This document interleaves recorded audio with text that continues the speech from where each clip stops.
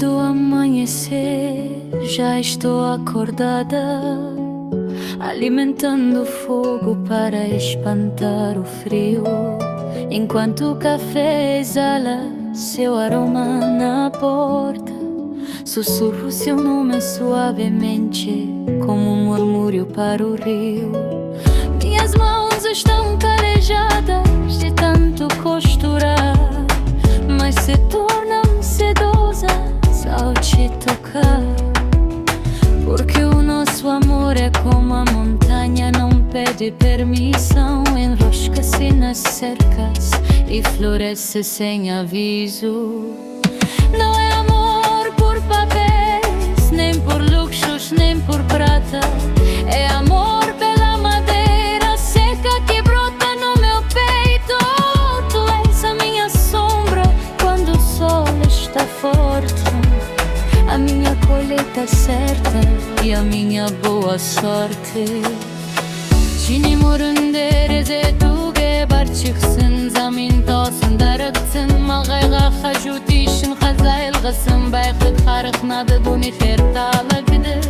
Хире удыр ки тубесин бол бичени гайкшырлык, куйтын усте домбо чанга тюрер терер хругдола. Тосгондам дырды кумусу сехилере, учеринин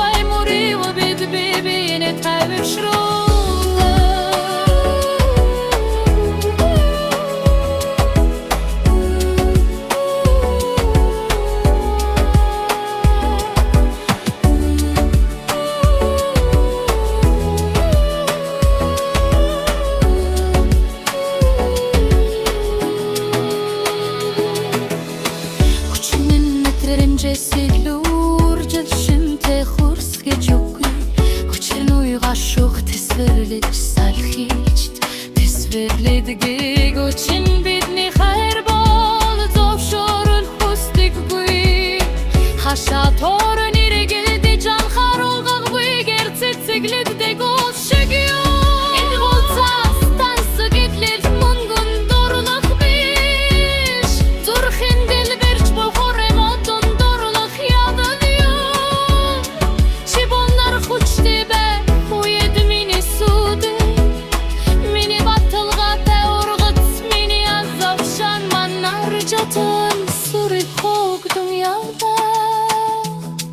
Andırlık çini haçudum grokto,